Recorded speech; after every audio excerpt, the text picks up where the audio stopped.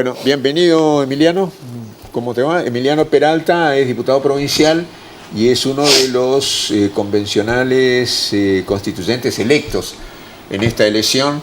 Creo, si no me equivoco, de la región solamente estás vos y Katia Pasarino, ¿no? Sí, de los que ingresaron por distrito único, sí. Y después, naturalmente, el senador de cada departamento. El senador Marcón, por supuesto, eso sí. por departamento. Por ¿no? departamento, sí. Bueno, ¿expectativas respecto de eso?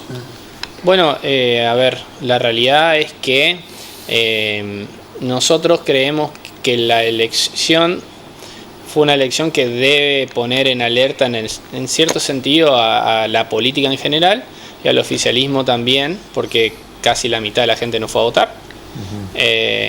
Y si bien el oficialismo ganó en todos los distritos, creo que tiene la obligación de escuchar a las otras fuerzas políticas.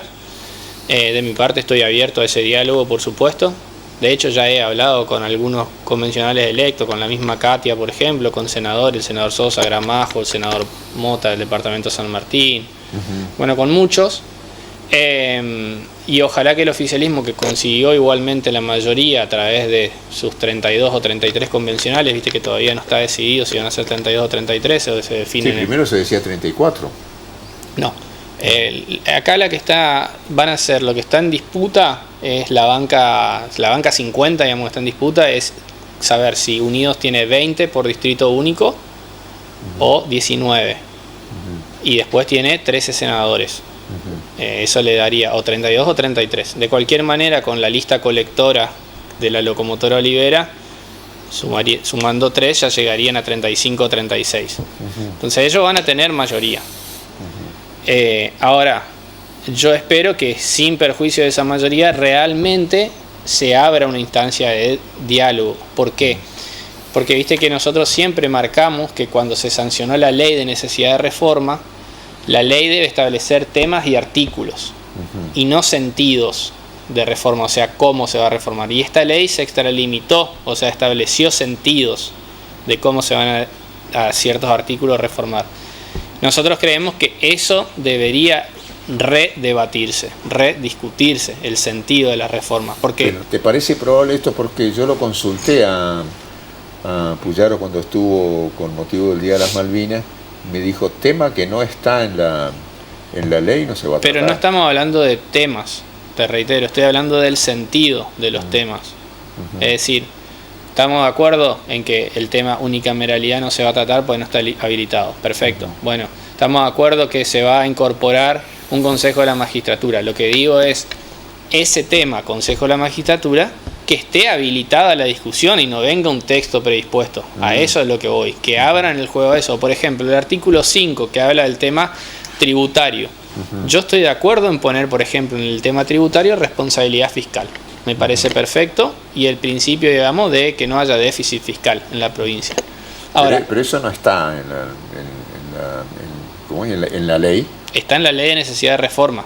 Sí. Pero también dice ese artículo, por ejemplo, que los principios tributarios van a ser también la generalidad y la solidaridad. Y yo no estoy de acuerdo con eso. La generalidad no sabemos qué es. Y la solidaridad no existe en materia tributaria. O sea, vos no tributás de solidario. Entonces, lo que quiero graficar con esto es, espero que no venga el artículo ya redactado a libro cerrado, porque si no nos van a obligar a votar en contra un montón de cosas que nosotros sí creemos. Por ejemplo, esto, en materia tributaria creemos en la responsabilidad fiscal, creemos en el sostenimiento y la sustentabilidad fiscal a través del déficit cero. Entonces, eso acompañaríamos, pero no acompañaríamos estos principios genéricos, por ejemplo, de tributario, de solidario y en general. Bueno, a eso voy. Ficha limpia, creo que no hay oposición. No hay oposición, va a estar consagrado como principio constitucional. Y el tema de los fueros, porque cuando yo consulté este tema, estoy hablando de diálogo directo con el gobernador de la provincia a través de una conferencia de prensa, pregunté si se iba a igualar el tema con lo que existe a nivel nacional. Sí. Porque lo de la provincia es una aberración directamente. Sí. No se puede ni siquiera investigar algo si no se desaforan. En cambio, la nación lo tenemos a diario, lo vemos en la televisión. Si tenés la investigación, la expresidenta de la Nación tiene que concurrir a tribunales como cualquier hijo de vecino, y puede ser investigado. Bien. Pregunté si se iba a igualar eso y me dijo que no, que directamente desaparecerían los fueros. Es correcto. Ahí tenemos 3 inmunidades en los fueros. Inmunidad de procedimiento, que quiere decir que hoy no los podés ni investigar. En Nación no existe eso. Inmunidad de arresto, que quiere decir que no los podés arrestar o poner preso. Eso sí existe en Nación y también en la provincia. E inmunidad de expresión. Inmunidad de procedimiento y de arresto, yo estoy de acuerdo con que hay que eliminarlos. Porque como cualquier hijo de vecino tienen que ser investigados y si tienen que ir preso, marche preso. No estoy de acuerdo en eliminar la inmunidad de expresión. Porque la inmunidad de expresión es una garantía que tiene el legislador de que adentro del recinto puede expresarse libremente y sin consecuencias legales de ellos. Y en este país, cuando no existieron la inmunidad de expresión, por ejemplo, con la Constitución peronista de 1949, tuvimos políticos opositores presos, como Balbín. Ricardo Balbín, sí. Entonces, inmunidad de arresto y procedimiento. Frondizi después. No. Inmunidad de arresto y procedimiento, afuera. Pero la inmunidad de expresión para mí es un elemento clave que hace a la libertad de pensamiento y de expresión del legislador, y la debe tener. Autonomía municipal, ese es un tema bastante polémico. Súper polémico, y recién en esto que hablábamos del sentido de los artículos ya predispuestos, también creo que hay que tener una apertura grande. A ver, filosóficamente yo estoy de acuerdo con las autonomías municipales. Ahora, la autonomía significa que la municipalidad va a asumir un montón de responsabilidades que hoy no tiene, porque las hace el Estado provincial. Para asumir responsabilidades va a necesitar más recursos. Entonces la pregunta es, ¿de dónde va a sacar esos recursos? Si vamos a dar autonomía solamente para que los municipios creen más impuestos o tasas, yo no estoy a favor. Entonces lo que creo que hay que discutir conjuntamente con las autonomías es el régimen de coparticipación de tributos. Claro. Porque si provincia va a dejar de hacer algo y esa obligación ahora o esa responsabilidad la van a tener los municipios, corresponde que provincia perciba menos. Claro. Entonces, en Córdoba, por ejemplo, pusieron el tema de autonomía municipales, pero ¿qué pasó? La coparticipación a municipio y comuna pasó del 13 al 20%. Es lógico. Acá eso es un tema que hay que discutir y no dejar librado, perdón. Sí, es muy difícil va a ser eso, porque tratándose de autonomía, fíjate lo que pasa a nivel nacional con la ley de coparticipación. Bueno, es que justo eso te iba a decir. Vos fíjate que... El año 94 y no tenemos ley convenio. Sí. Bueno, fíjate eso. Fíjate, es lo que te quería decir. En la ley de necesidad de reforma salió establecido el sentido y dice una ley especial luego fijará. Lo mismo que Nación. Y ya tenemos la experiencia. Hace 31 años que se reformó la Constitución y nunca vino esa ley. Entonces yo no quiero que la Constitución de Santa Fe diga que una ley especial va a regir esa materia, porque nos va a pasar lo mismo que Nación. No nos vamos a poner de acuerdo nunca. ¿Y qué vamos a tener? Más presión impositiva. Como tampoco estoy de acuerdo con que toda población pase a ser municipio. Yo no estoy de acuerdo con eso, y eso lo dice el proyecto de ley. En la ley está. Claro. Yo no estoy de acuerdo con eso. Que sean todos intendentes. No estoy de acuerdo con eso. No estoy de acuerdo con eso, porque además hay poblados que no quieren ser municipios. Fíjate, gobernador Crespo. La ley actual de municipio y comuna requiere que haya un referéndum, digamos, que se someta a votación, a consulta del pueblo. Crespo dijo, no, nosotros queremos seguir siendo comuna. Entonces, ¿por qué a un poblado que no quiere ser ciudad la tenés que obligar necesariamente a ser municipio? Yo en eso no estoy de acuerdo.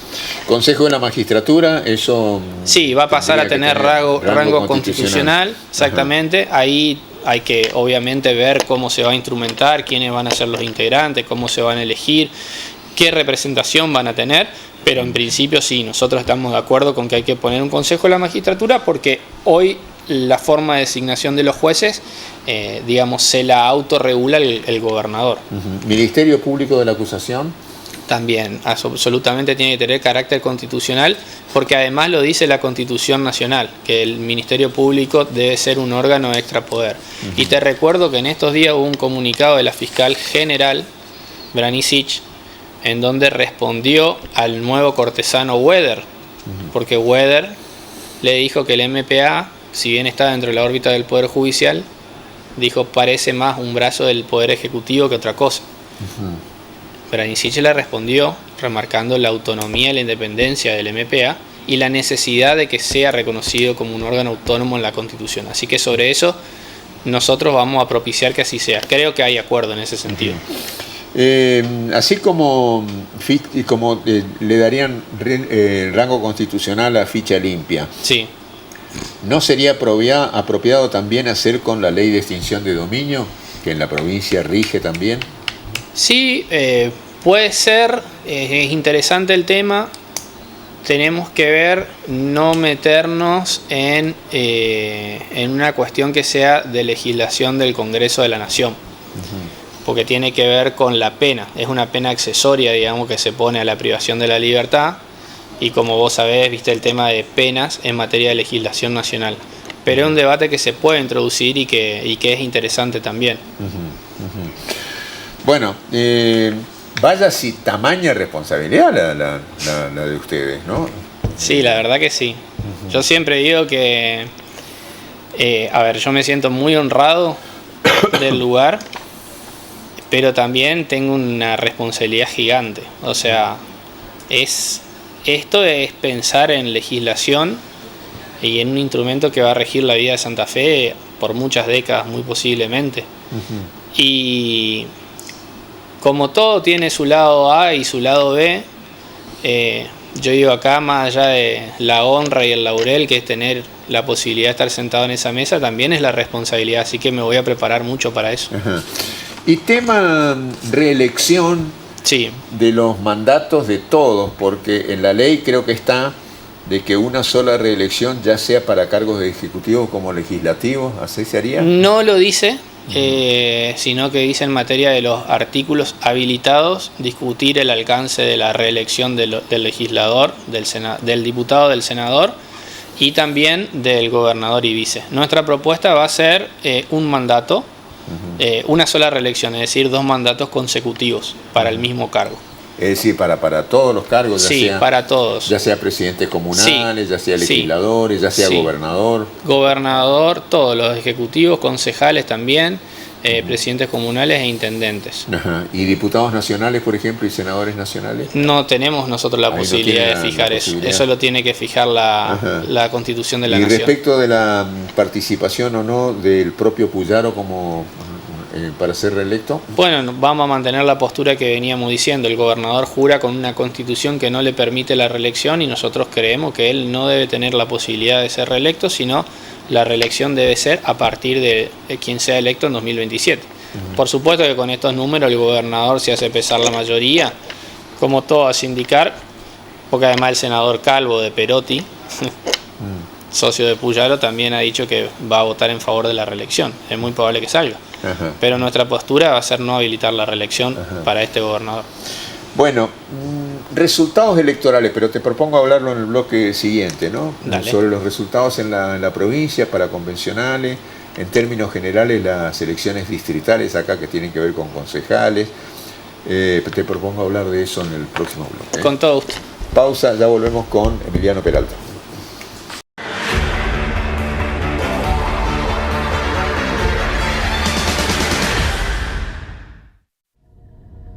Desde el comienzo, la luz nos muestra el camino y su energía nos pone en movimiento.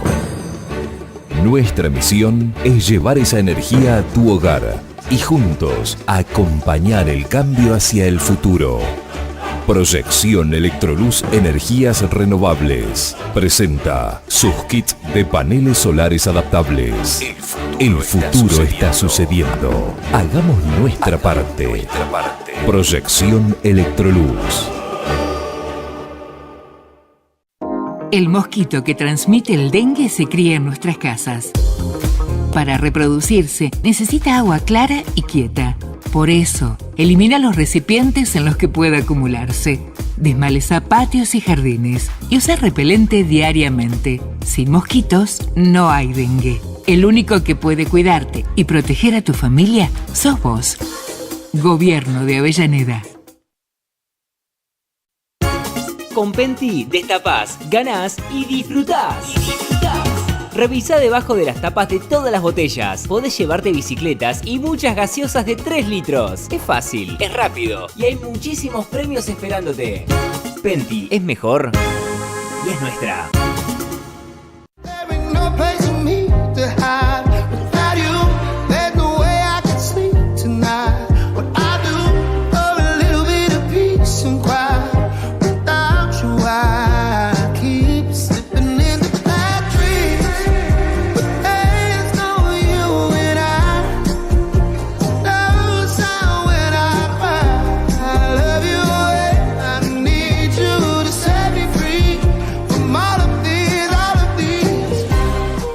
Limpiador líquido desinfectante Cedilé. Un producto que combina la desinfección y limpieza que tu hogar necesita, dejando tus espacios con aromas únicos. Proba nuestra nueva fórmula 4x1. Limpia, desengrasa, aromatiza, desinfecta. No gastes de más. Usa Cedilé, la limpieza justa que tu hogar necesita. A través de los años, nos mantuvimos fieles a nuestros principios. Seguir brindando una cobertura médica que garantice la atención a nuestros asociados. Planes con cobertura nacional que brindan la protección que buscas para tu salud y la de tu familia. Además, cuando nos necesites, vamos a estar aquí porque es de donde somos. FESalud, de Mutual Gremial Médica. Cobertura garantizada siempre. ¿Estás pensando en vender, comprar o alquilar una propiedad? No busques más. Nova Inmobiliaria es la solución que necesitas. Contamos con un equipo de profesionales listos para brindarte servicios inmobiliarios acordes a tus necesidades. Contactanos y descubrí cómo Nova Inmobiliaria puede hacer realidad tus sueños.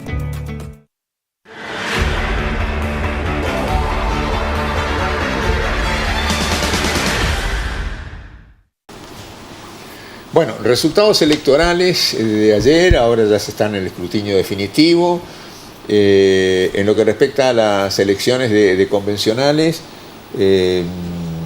vos estás dentro de los convencionales constituyentes electos porque estabas entre los primeros lugares de la, estaba de la cuarto. lista encabezado por Amalia Granata, que no tuvo una elección muy feliz, digamos, pues quedó cuarta en el tablero. Me gusta dividir la elección en dos, la elección con Rosario y la elección sin Rosario. Fuera del departamento Rosario nos fue muy bien y hubiésemos quedado en segundo lugar, de hecho de los 19 departamentos. Cosa que ocurrió acá, por ejemplo, en General Obligado. Sí, en General Obligado. En 10 de los 19 departamentos salimos segundos. Acá en General Obligado salimos segundo, 9 de Julio también, San Cristóbal también, San Justo. En la ciudad de Reconquista particularmente nos fue muy bien. Bueno, Rosario creo que hay que hacerse una autocrítica. Creo que, nuestro votante es un votante más bien independiente. Rosario tiene mucha estructura del peronismo, mucha estructura también unidos, lógicamente. Y nuestro votante es independiente y eso en una elección con pocos electores se nota. Aún así, creo que también hay que hacer una autocrítica y decir quizás no supimos comunicar bien el trabajo ahí. Rosario es una ciudad que tiene una idiosincrasia distinta, que naturalmente no nos es favorable, digamos. Es una ciudad más bien progresista, pero bueno, hay que elaborarlo igual porque en el 2023 se elaboró mejor. Y creo que también hubo un factor que es Juan Pedro Aleart, el candidato de La Libertad Avanza, que es el periodista muy conocido, y bueno, eso traccionó votos para La Libertad Avanza en Rosario, que en el resto de la provincia no le fue bien. Entonces, yo divido la provincia en dos. Me parece que se mejoró mucho en la provincia, en departamentos como General López, Venado Tuerto, donde no teníamos buena presencia, hemos salido segundo. Y con Rosario, bueno, es un mundo aparte que hay que elaborarlo. De cualquier manera, el resultado provisorio arroja 172.000 votos para nuestra fuerza política en una elección con mucho menos votantes que la PASO del 2023, donde sacamos 184.000. Así que esperemos el conteo definitivo y veamos, pero sí, obviamente, creo que hay una base consolidada, pero se puede crecer y estar mucho mejor. ¿Hay otra diputada que se abrió, la Brauer? Beatriz Bravo era candidata de La Libertad Avanza y bueno, decidió ahora hacer su monobloque. Así que quedamos 4 y probablemente el diputado Argañarás, que estuvo en nuestra lista, se incorpora a nuestro bloque y seamos 5 nuevamente. Bueno, y siguiendo con lo electoral, Sí.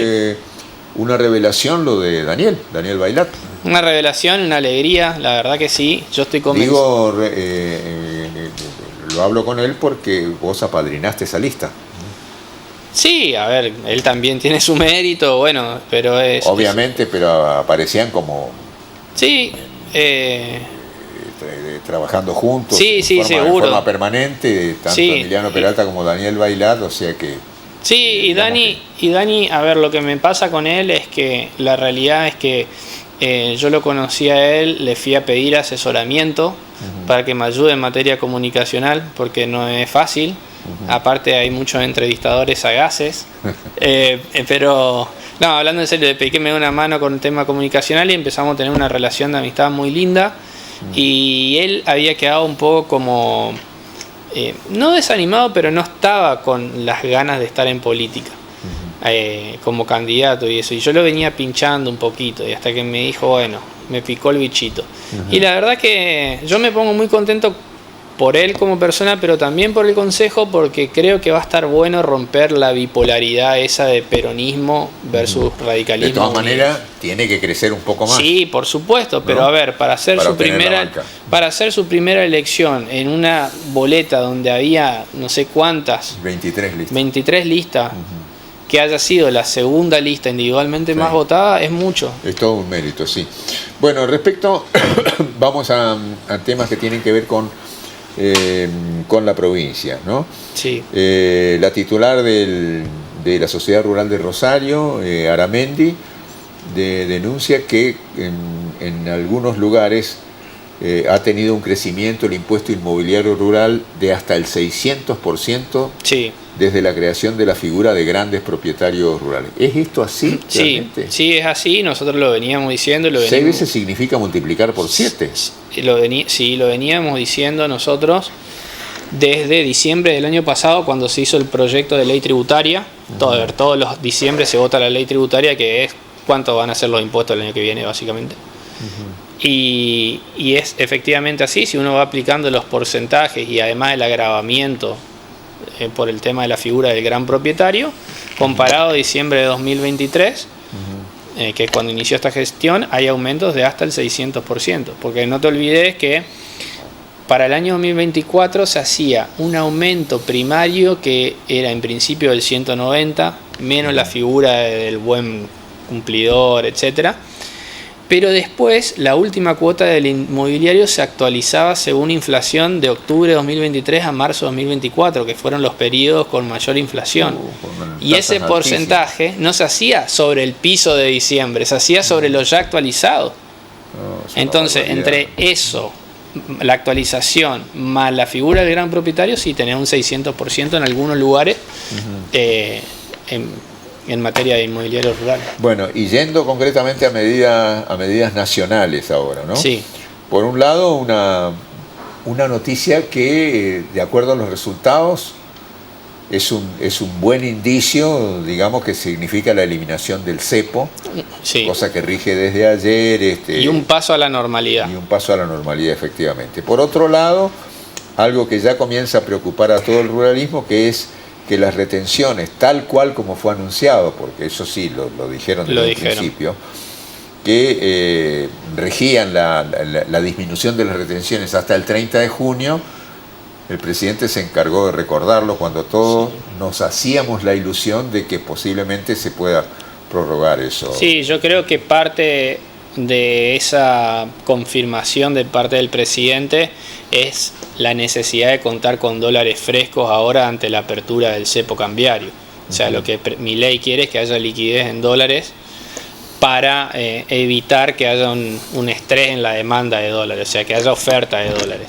Aún así, yo sigo manteniendo mi postura de que tendríamos que pasar a un nuevo esquema, no de retenciones cero, pero sí de sensiblemente más baja en muchos rubros, segmentados geográficamente como para arrancar, y sí volver al esquema de retenciones cero en las actividades que las tenían. Por ejemplo, en economías regionales hay que volver a retenciones cero.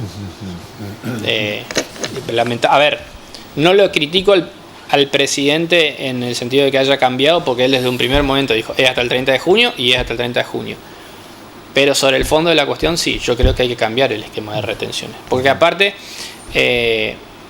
digamos, el valor de los commodities no son los de otra época. No, y eso no, hay que para tenerlo nada en cuenta. Y hasta que se estabilice el tema de los diferentes tipos de cambio y demás, el productor, a ver, por más que la devaluación esta no se traduzca directamente a precios en la góndola del supermercado, para los insumos que se importan, el dólar sí está un 12% más caro. Porque eso se importa dólar oficial. Ajá. Bueno, y respecto, en términos generales, de las elecciones, que las habrá seguido distrito por distrito, tanto en Reconquista como en Avellaneda, ¿alguna sorpresa? Sí, me sorprendió un poco en Avellaneda. Hoy la distribución de bancas quedaría 1-1-1, con lo cual el oficialismo perdería una banca. Eso me llama la atención.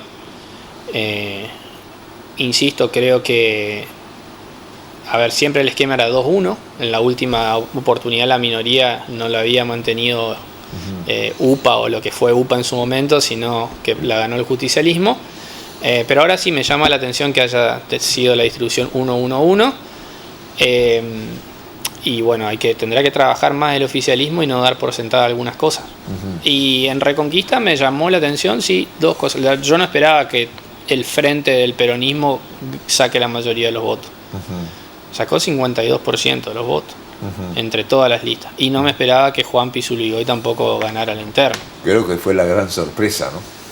Por eso a veces, viste que siempre está el debate de hay que eliminar o no la PASO, ¿viste? Y yo soy más tendiente a creer que hay que eliminar la PASO porque me parece un gasto, me parece que la gente no va y que es algo que deben resolver los partidos. Pero también es cierto que sin una PASO, Juan Pizzuligoy no hubiese sido nunca el primer candidato Es del lo que peronismo. me dijo, ni bien le planteé el tema. Yo sin las PASO no hubiera llegado nunca. Por eso, es también un elemento de debate. Y Daniel creo que tampoco podría llegar sin la... No, pero bueno, nosotros en realidad, a ver, somos un espacio chico, de última nos ponemos de acuerdo, pero digo, es un elemento a tener en cuenta, porque a veces las cúpulas de los partidos están alejadas de las bases. Y evidentemente acá hay un votante peronista que dijo, bueno, a mí me gustaría otra cosa. No enemiga de la gestión, pero quizás no tan identificada al 100%. Bueno, y la otra pregunta es, de aquí a futuro, teniendo en cuenta estas elecciones que fueron importantes, ¿cómo ves la situación? Porque casi con seguridad que Puyaro va a obtener el visto bueno para ser reelecto el gobernador. Sí. Con el espectro político que tenemos ahora, todo apuntaría a una muy probable reelección de Puyaro. ¿Cómo ves en ese sentido la política en términos generales de la provincia, de aquí en más, teniendo en cuenta todo esto? Falta mucho, a ver. Es difícil hacer una lectura de una elección donde casi la mitad no fue a votar. Y si bien el gobernador obtuvo la mayoría de bancas de convencionales, obtuvo el 35% de los votos, o sea, hay un 65% que no lo votó. Yo creo que el desafío es, la oposición va a tener 1, 2, 3, ¿cuántos candidatos frente al gobernador? En un escenario y esto ya más lo digo como analista, no como miembro de la política, si se me permite, creo que una posición fragmentada favorece las chances de que sea reelecto. Es difícil ver cómo se puede organizar la provincia en una elección de dos. Yo no veo que eso sea posible. Hoy el peronismo, fíjate, ¿quién es la figura del peronismo hoy? Monteverde, que no es peronista. Que no es peronista y que además por estar en un sector tan volcado a la... Es la izquierda peronista. A la izquierda. Bueno, por eso, no es peronista y es de la izquierda. Entonces, a lo que voy es difícil que crezca. Yo no me veo haciendo una alianza con el peronismo comandado por él, con el solo efecto de que no gane Puyaro. Entonces, Ese escenario no lo veo. Ahora, puede haber un escenario de tercios. Si nosotros con un sector del peronismo no kirchnerista, llámese Lewandowski, lo que sea, más gente de La Libertad Avanza, decidimos hacer un espacio común. Y ahí creo que se puede dar pelea, pero falta tanto que... Está bien. De todas maneras, sobre lo que pasó ahora en la provincia, hay un debate sordo dentro de La Libertad Avanza por la muy pobre elección que hicieron, teniendo en cuenta todo lo que son y lo que quieren ser ellos, ¿sí? Y la figura de Milei, de Karina Milei, etcétera, etcétera, apoyando todo eso, ¿no? Ellos... Y una de las cosas que se critica precisamente es no haber avanzado en una alianza con ustedes. Es que, Carlos, a ver, yo no me gusta mucho hablar de otro espacio porque es como opinar de otras familias. Digamos, cada uno tiene sus cosas internas y es un mundo. Pero naturalmente, si vos tenés identidad de ideas, en general, ¿no? Podés tener diferencias, pero en identidad de ideas, ¿para qué dividirte? Para mí eligieron mal. Karina Milei además tiene un encono con Amalia que no sé por qué. Y eligieron un mal candidato. Y le insisto, si no fuese por Rosario y por Juan Pedro Aliar, La Libertad Avanza le tiene que prender una vela a Juan Pedro Aliar, que fue el que le permitió hacer la elección que hicieron. Si no era por Rosario, terminaban cuarto o quinto. Sí, más lejos todavía. Y bueno, viste, yo no sé, a mí esas cosas no me gustan. Yo estoy dispuesto a hablar con todo el mundo. Lo que pasa es que también, si ellos vienen y te imponen el candidato de Mayoraz, a quien yo denuncié porque me pedía retorno de mis haberes, y lo mismo hacía con la chica que era community manager, y le comió un inmueble al arzobispado de Rosario, porque andé a preguntar en Rosario, en el arzobispado, qué piensan de Mayoraz. Y bueno, yo tengo mis límites. Es una lástima, sinceramente, y fueron advertidos. Pero bueno, a veces no sé cómo el manejo de decisiones en La Libertad Avanza. Está bien. Emiliano, gracias por estar aquí. No, gracias, un placer. Siempre muy buena tu entrevista. Bueno, pausa y enseguida nos metemos con una nota grabada con un productor agropecuario que hace una fuerte denuncia al Ministerio Público de la acusación. Enseguida nomás.